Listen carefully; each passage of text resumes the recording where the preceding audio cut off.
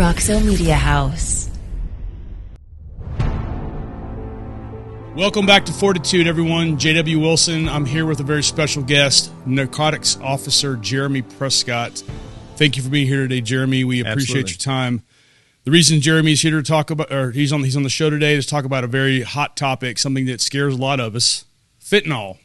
The DEA has called fentanyl the deadliest drug our country's ever seen. It's a synthetic opioid drug, as in a painkiller. It's a prescription for those who get it legally. It was introduced in the medical practice in the 1960s as an intravenous analgesic, 100 times more potent than morphine, 50 times more potent than heroin. It's a really, really bad thing. But I'm grateful for your time today, Jeremy. We're here to learn about fentanyl. So, again, thank you for being here. And from your experience, tell us about this terrible thing called fentanyl. Sure. So from my experience, it kind of came onto the scene a few years ago, just kind of quietly showed up. And then we saw more and more of it. It kind of exploded in our faces. And we weren't sure what was going on with it, where it was coming from. And as were the consumers, they thought they were getting legitimate prescription drugs that turned out to be counterfeit drugs laced with, or not laced, but made with fentanyl.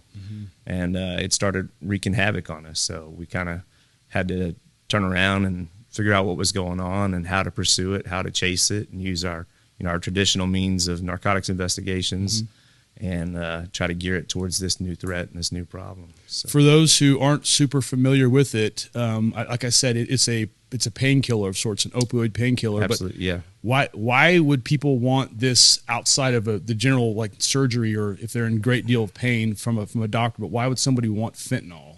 So I don't think the majority of people that are getting it are seeking fentanyl out. The majority of them are getting it disguised as something else. Okay. You have to keep in mind the prescription issued to this, the stuff that's issued in the prescription form, or the stuff used in the hospital, is dosed in micrograms. So you're talking very finite amounts of fentanyl being entered into a person's system.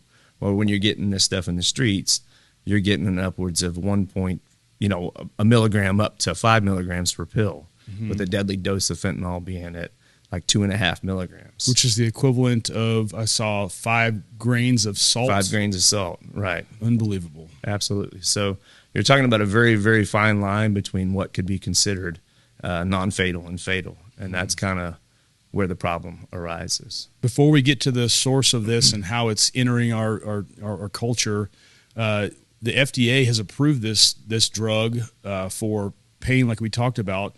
Is the FDA, are they in a process to stop allowing it to be approved? Is it still going to remain as a painkiller regardless of the problem it's causing? Yeah, I don't know that. I don't imagine that they would go down that route to unapprove it. But I can't speak on that. Surely. Yeah. Okay. Well, let's start from the ground floor. Where is fentanyl coming from?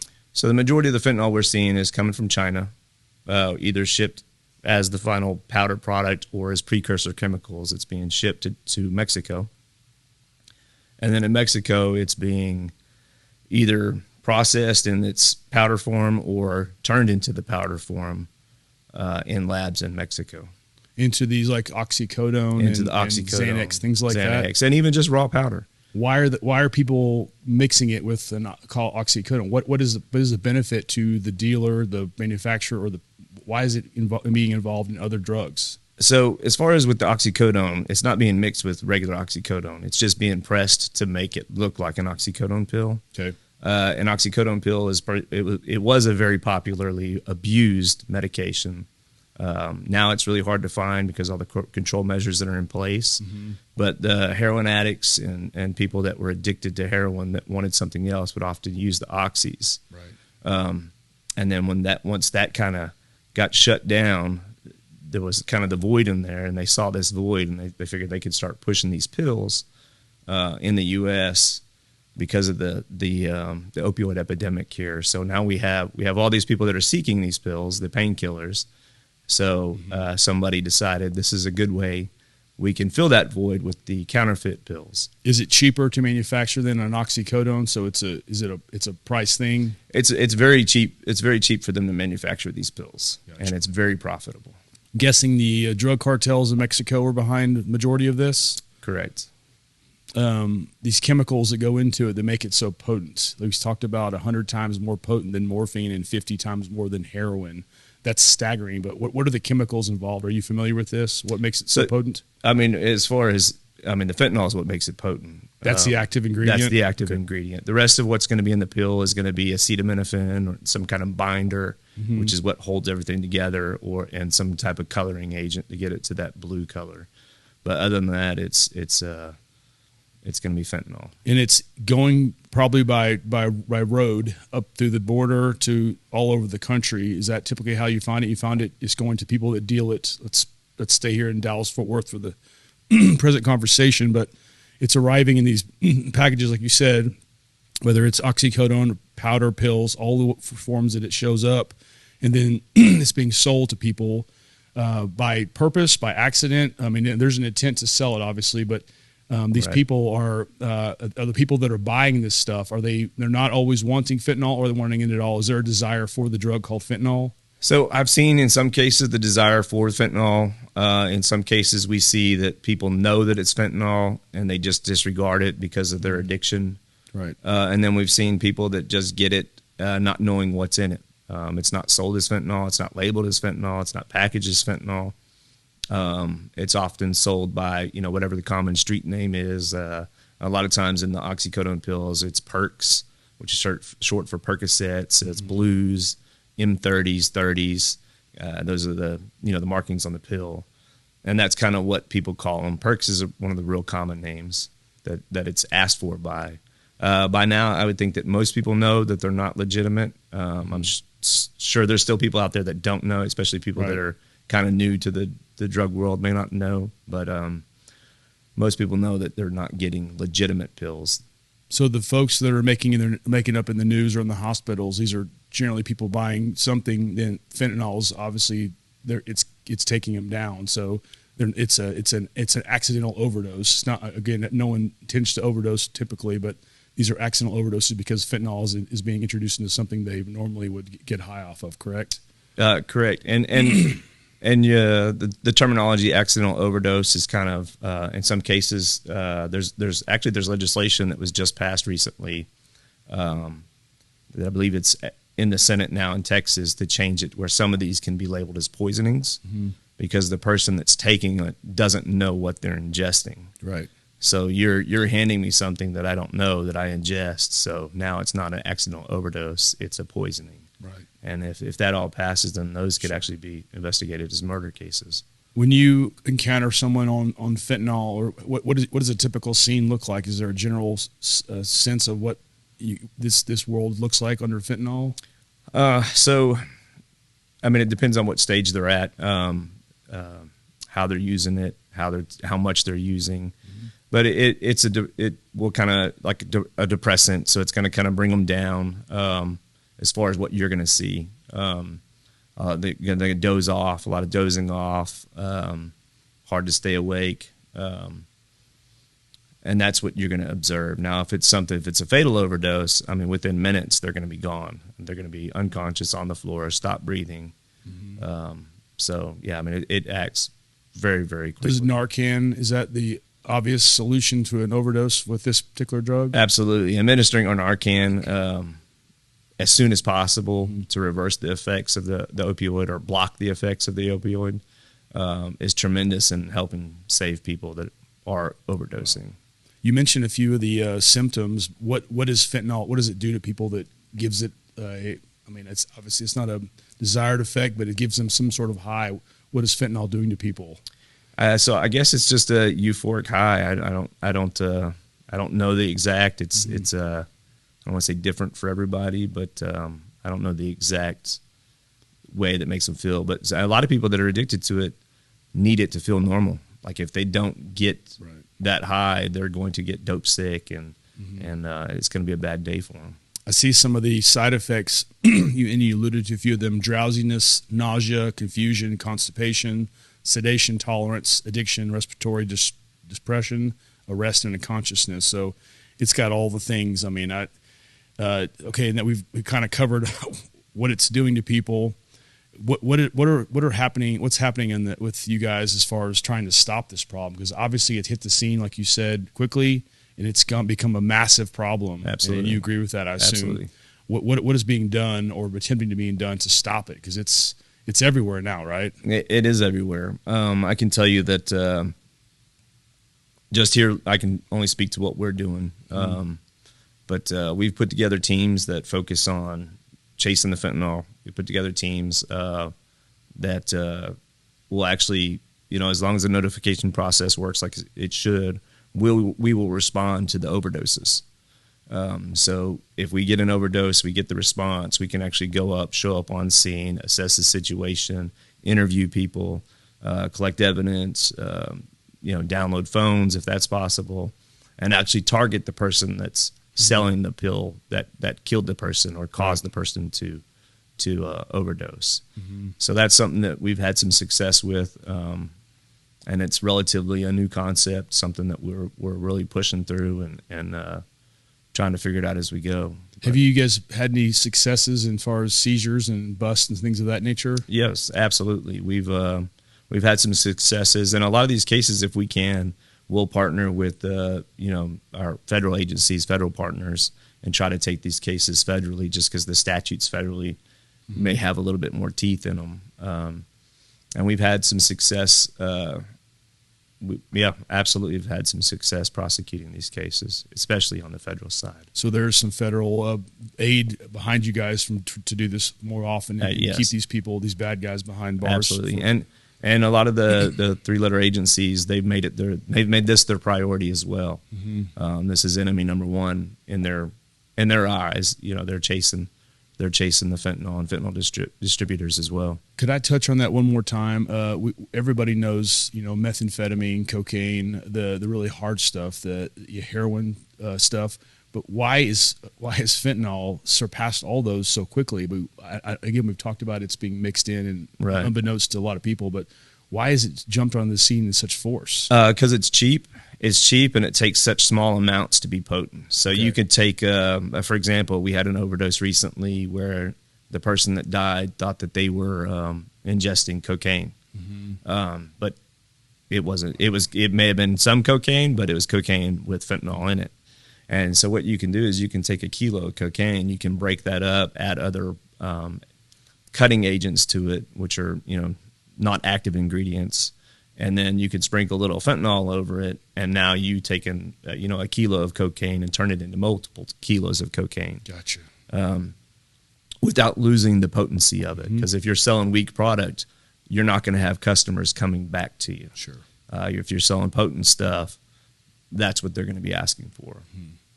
I read 2 days ago from the date of this recording that Dallas had 27 suspected fentanyl overdoses in one day. I think it was maybe earlier this week, so a Wednesday, let's call it.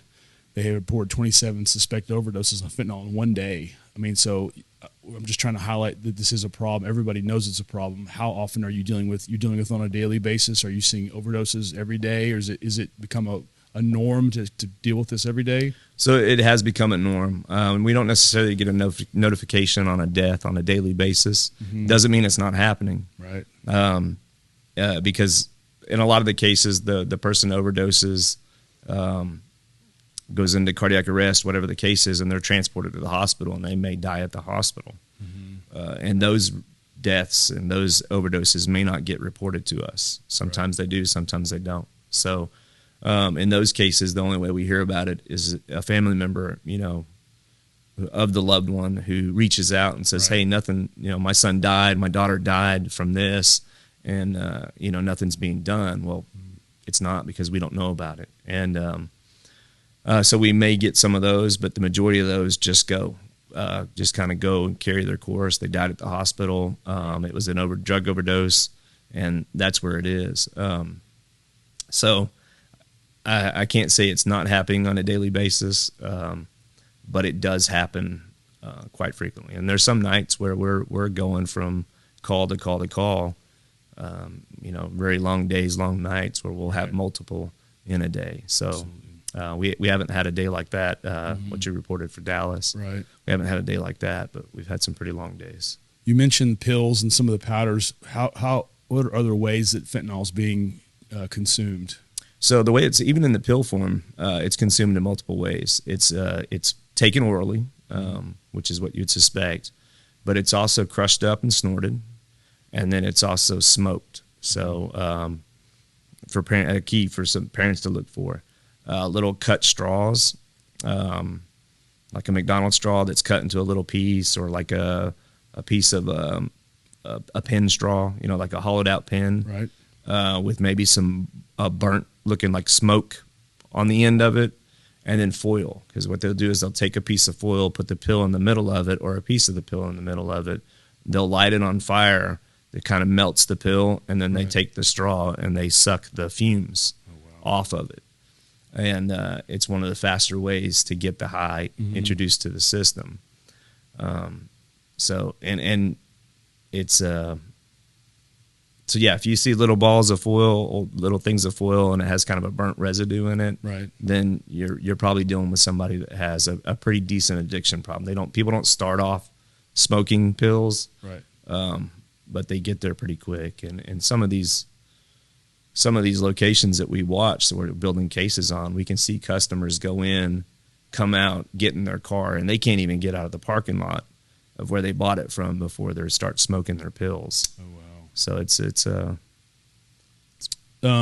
is there a part of Fort Worth it's more prevalent? Is it North Side, where typically I've read years and years of reading about stuff like this? I think North Side tends to be the center point of drug activity in this city. Is that still the case, or is it you're finding it everywhere, even in the affluent communities now? It's everywhere. It's everywhere. It's all over Fort Worth, the surrounding jurisdictions, the surrounding cities. We partner and work with a lot of the other agencies in the area on these cases. So it's everywhere. The age of folks that are generally doing this, is it young children? Is it older people? Does it matter anymore?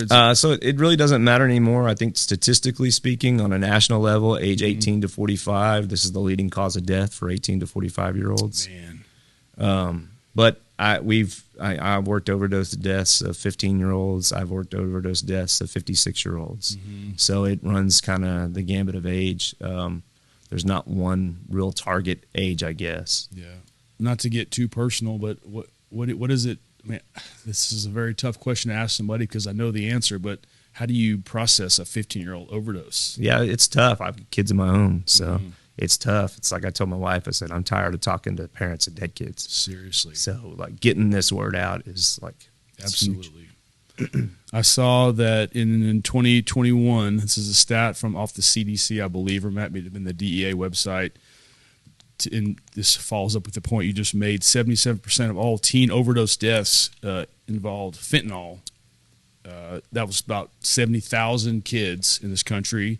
And that's from the National Safety Council, which is a 26% increase over 2020. So we're now in year 2023. I don't know if I couldn't find data on 2022, but I can only imagine it's considerably higher than 2021. So, right. Do you know any of the stats? So I don't have the stats, and I think part of the reason that it takes so long to get the stats in is, just for example, in Tarrant County, our medical examiner's office, it may take them 3 or 4 months to complete the toxicology reports that go along with the autopsy report, just because of the volume.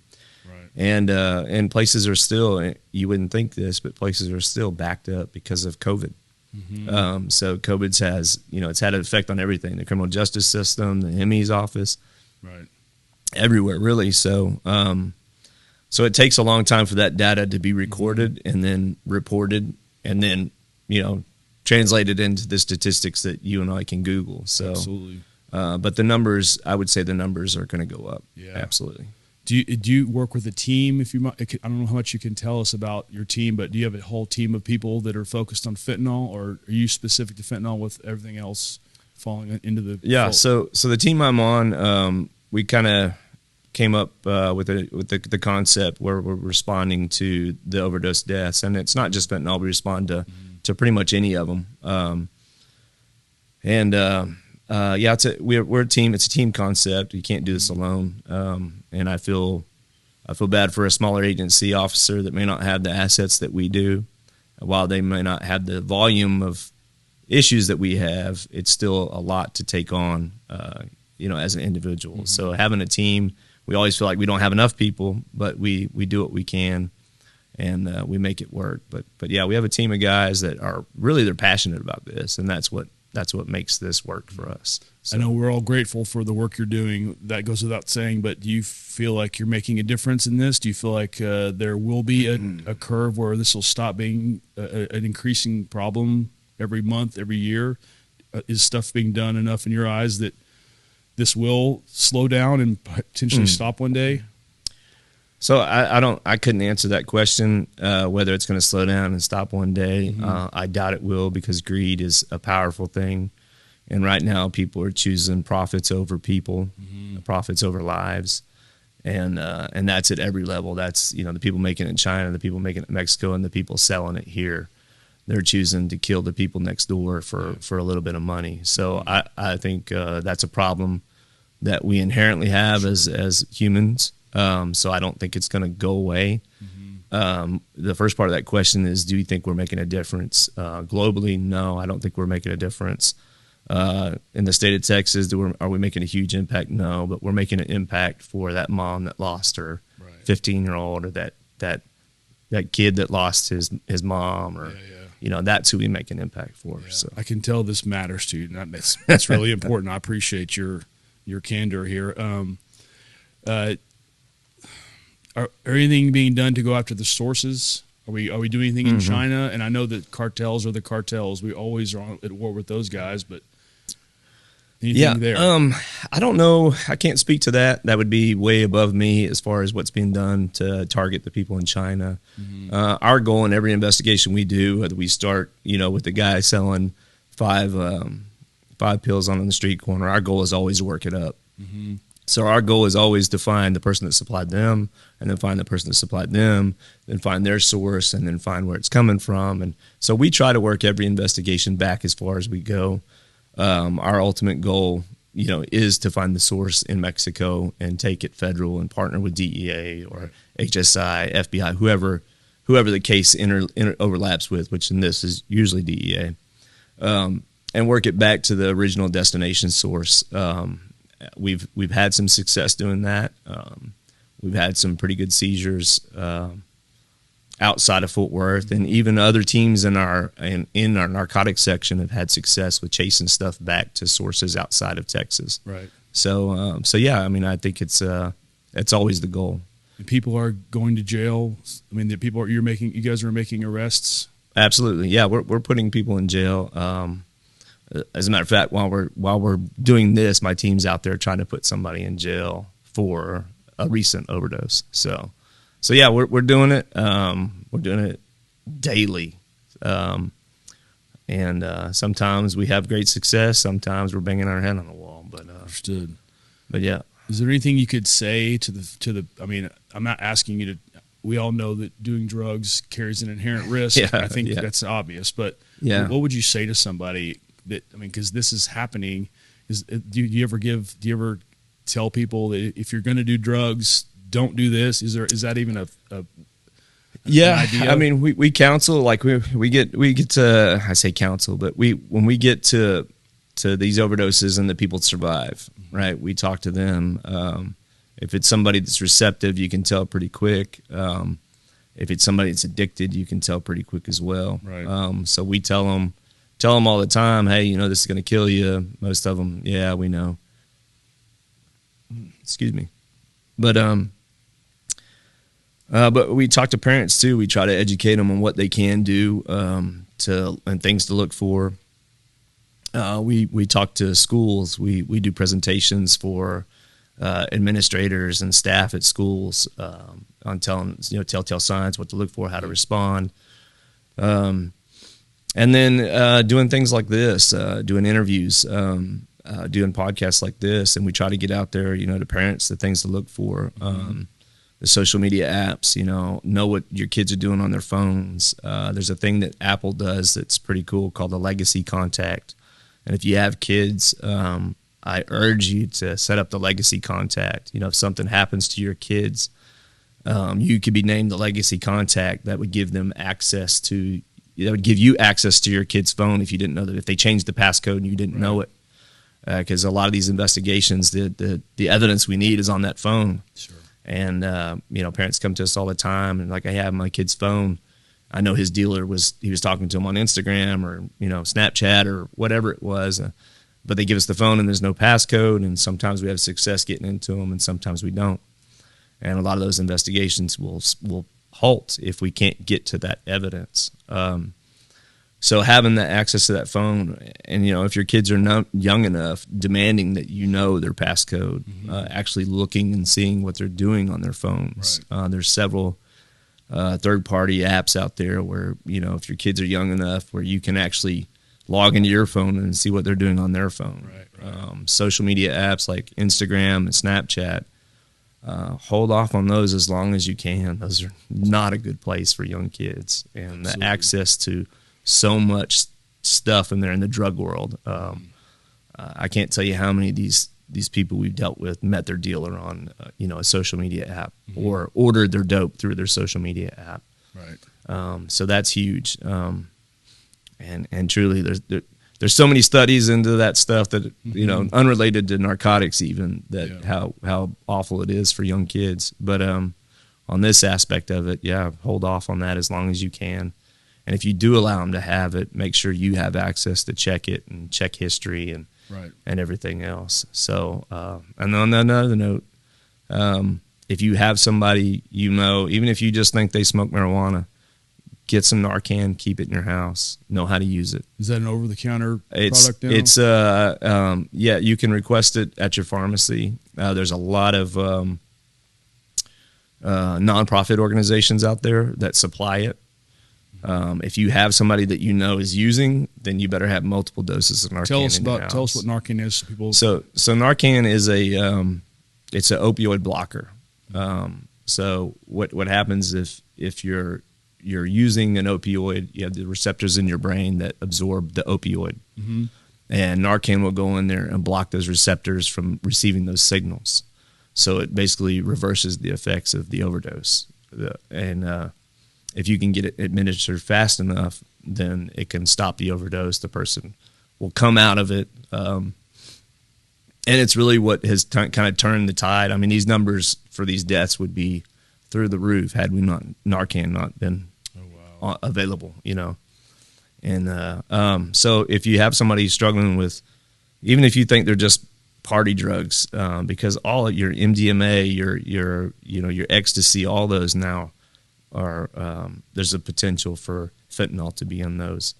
Really, there's not a safe drug. If you're not getting it from a pharmacy, there's a potential for fentanyl to be in it. That's really powerful to hear. So yes, all these people doing even minor stuff, if you don't know, you're taking a risk that you probably don't want to take. Absolutely. And earlier you asked, I like to use this as an example. You asked, who's using it or what part of town is it affecting? So in 2021 spring break, there was West Point cadets, right? So, I mean, West Point cadets, these kids, that's a hard school to get into. You have to have a letter of recommendation from a Congress, just all kinds of crazy stuff to get into West Point. And there was 5 cadets on spring break in Florida, and 3 of them overdosed, thought they were getting cocaine to party with, and 3 of them overdosed on cocaine, and 2 of them came and started doing CPR on them, and they overdosed from secondary contact to the person. So you had 5 cadets that were out, and passed out in the front yard of this house on spring break. Mm-hmm. I think everybody ended up being fine. EMS responded, and I think 2 of them were, in pretty bad shape for a little while, but right. I think everybody came to. Wow. But this is, that's 5 kids that you would never suspect that you would have an issue with fentanyl, and here they are in Florida. I think I've heard a rumor of the fact that if you can touch it, is it touchable, or is it ingestible, or you can get it in your body through touch or breathe? You said through CPR, but right. So once again, it depends on the form of it, right? If it's a powder form versus a pill. A pill, if you handle a pill, you're not gonna, nothing's gonna happen to you from handling a pill that has fentanyl in it. You would want to wash your hands with soap and water. not hand sanitizer. Hand sanitizer is good for a lot of things, but fentanyl is not one of them. So soap and water, wash it thoroughly if you come into contact with any of it. So it is ingesting it is what's going to do it to you. Whether there's a dust from the powder that you breathe in, or sometimes people crushing up the pills. But the majority of people that are getting the effects of it are ingesting it in one way or the other. Right. So, well, since you talked about the parents of the kids that you're running across that have overdosed, you mentioned the signs, the little straws, the pin straws. Any other signs that parents out there might be able to see or recognize that might be an issue? If you let's see, some of the common terms that we use: the perks, 30s, blues, M30s, menu. Like I'm just trying to think of some keywords that people use when they're texting drug dealers or using it on their apps. Asking for a menu. If somebody's asking for a menu, they're asking for what they're selling and how much it costs. Right. If they're asking for the blues, the 30s, the perks, those are all fentanyl. Even if you get online and just Google dope or drug emojis, there's a whole list of emojis that are used for different drugs. So those are interesting to look at. And if you're going through your friends, your kids' Instagram friends, and you see somebody that, with these emojis next to their name, they might be a source of supply for somebody. So those are all things to look at for sure. As far as in your house, with the fentanyl, the blue pills, they will, if they're crushing them, if they're breaking them up, they'll have like a real fine blue powder residue that you can see. If they're crushing them, they're probably snorting them. So once again, the straws or something to actually snort the pill on. A lot of people like using a clear surface, like a smooth surface like glass or a mirror to crush them on, to snort them. So they make sure they get all the powder out of it. And then if they're smoking it, the foil is a huge indicator. Indicator. One of the new things I just read about is rainbow fentanyl. So they're tricking up the pills to make them look like candy. They're different colored. Does that sound accurate? So yeah, and I don't know if they're trying to. I know a lot of it might have been. I don't want to say a scare tactic, but when they put it out as trying to portray it as candy and pushing it out, I don't necessarily think that was the intent.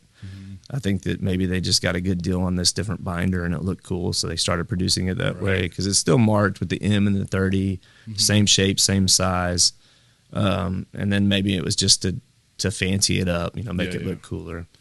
But you are seeing these pills too. I mean, it's not just the Percocets, the M30s. There's plenty of the Xanax bars that are being pushed out that are fake as well, and they'll have either a fake form of alprazolam in it, or it will have fentanyl in it. So it's not just the M30s that are being pushed out. The like I said earlier, the party drugs, your MDMA, your all of your like raver type drugs too, those are being laced with the fentanyl as well. Right. Some of it's street names. Just I got this off the DEA website, I believe, but even the street names are scary. China Girl and Dance Fever, Murder 8, Tango and I don't know if you've heard any of these, but this is what we're being told. Some of the names for it: Tango and Cash, Jackpot. I mean, Goodfellas. It's even the street names that they lead you to believe there's something really seedy and devious and dangerous behind these drugs, and we all know that to be the fact. So absolutely, I appreciate you sharing the ones that you just did, the street names that you're dealing with. But this might be hard to answer, but when you're talking to these parents who lose a child from an overdose from fentanyl, I mean, is there anything the parents are telling you that you could share with us, like what they wish they had? I mean, we all wish they could have stopped it, of course, but what are the parents saying? Yeah, I mean, a lot of them carry guilt and wish they could have done more. And I think when you're dealing with somebody that has an addiction, it's a little bit different than you're dealing with somebody that, they may just been at a party and got a pill or the whole slogan that DEA has is one pill can kill, and that's absolutely true. Yeah. Sometimes it's not even a one pill. Sometimes it's half a pill. I've known a case we worked where the girlfriend got a half and the boyfriend got a half. The girlfriend died, the boyfriend lived. And so I think a lot of them wish they would have done more. They wish they would have been more on top of, had access to their kid's phone, been more involved that way.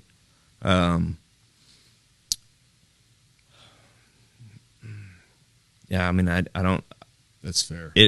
And I, like I said, there's a lot of guilt that comes with it, and for a parent that they're going to carry, and they'll probably carry it for the rest of their lives. That had I not done this, had I stepped in more, I knew my kid, smoked weed. I knew my kid did this, but I never thought he would do that, or she would do that. That's pretty common. I knew they experimented, and I knew they did this, but I never thought they would have done that.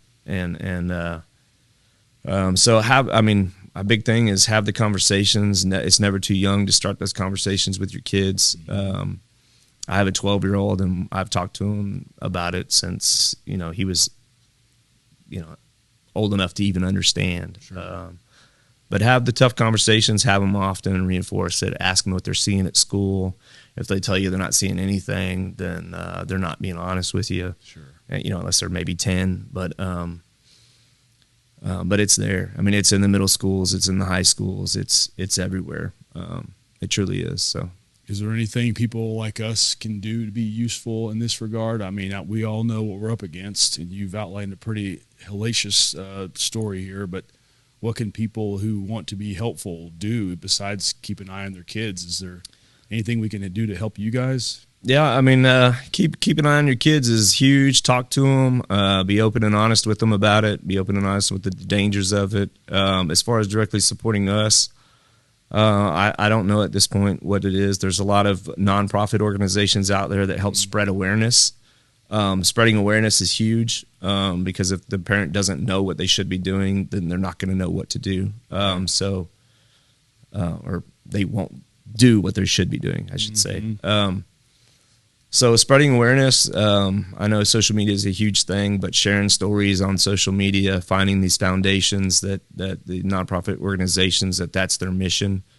And don't ever have the mindset of my kid would never, right? Because there's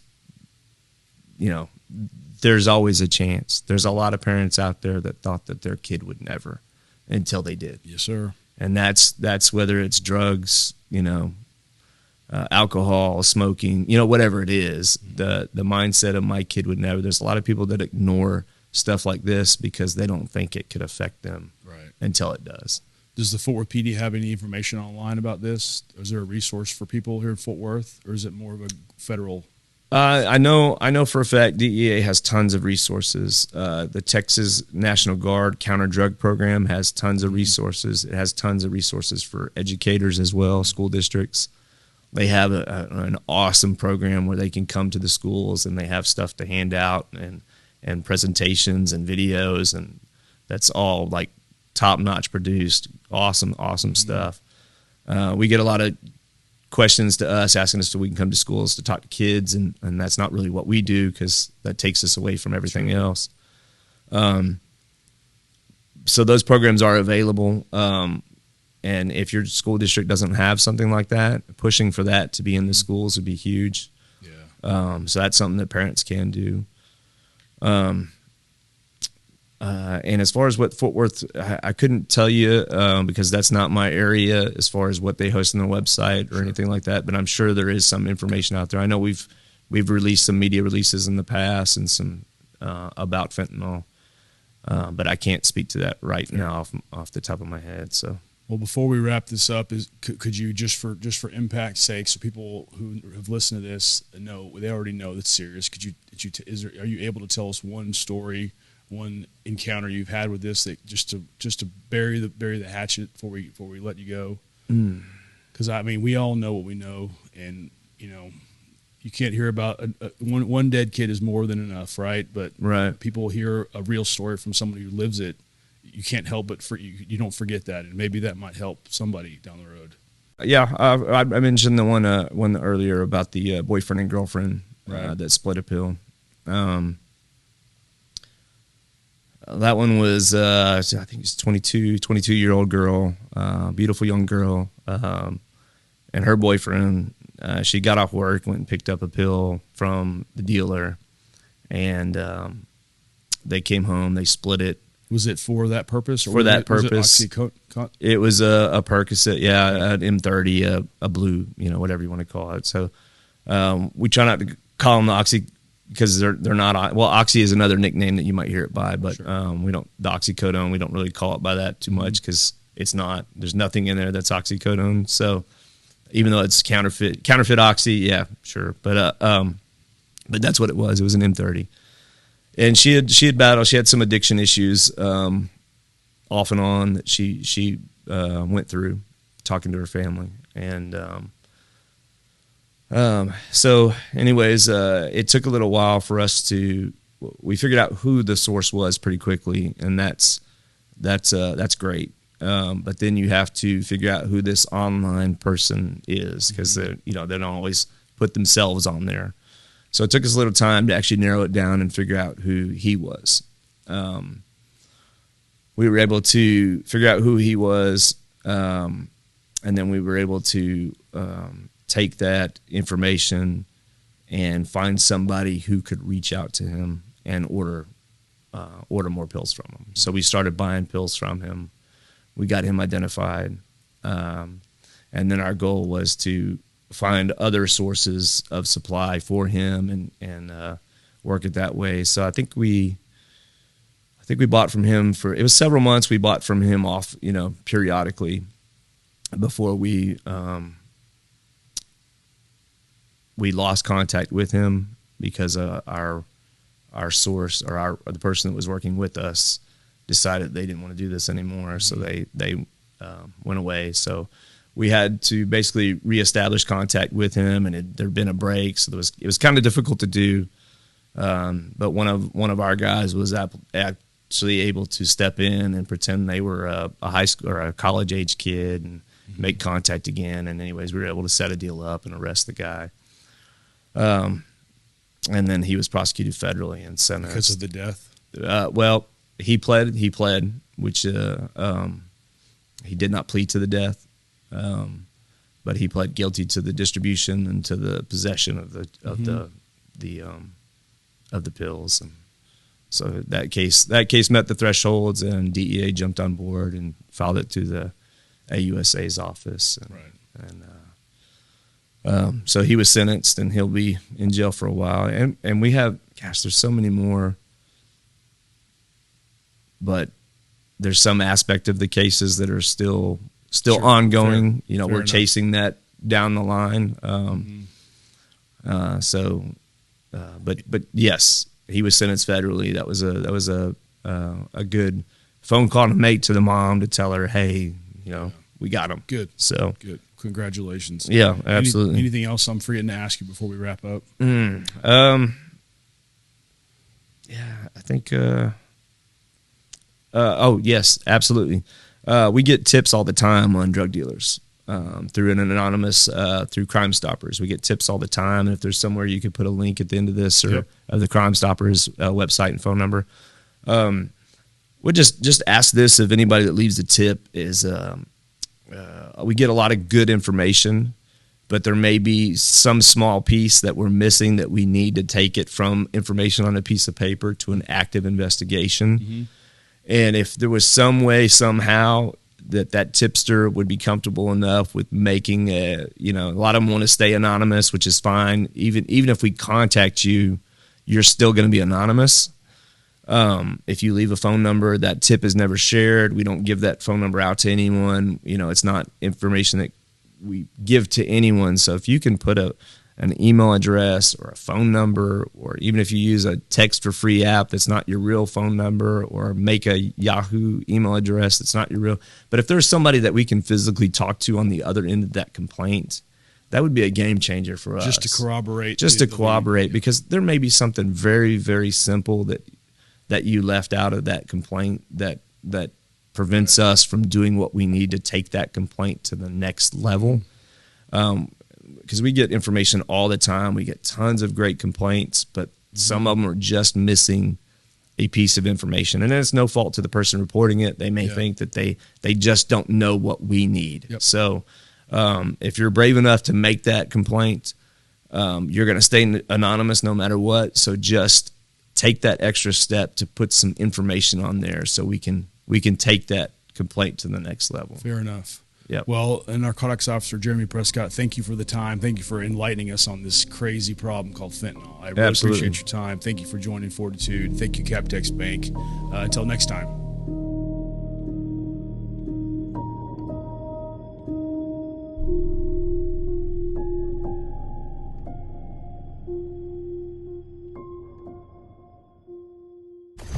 Roxo Media House.